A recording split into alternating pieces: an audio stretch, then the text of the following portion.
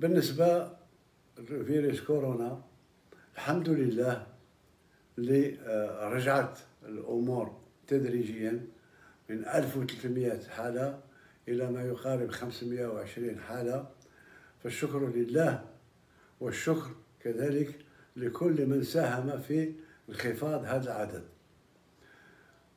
بالنسبة للحياة الاقتصادية، أعتقد أن الأمور ماشية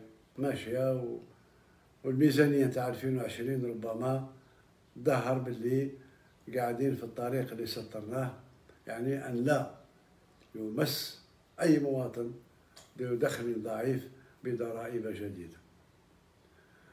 بالنسبة للأوضاع السياسية في المنطقة، فالجزائر قوية وأقوى من كل ما يظنه البعض.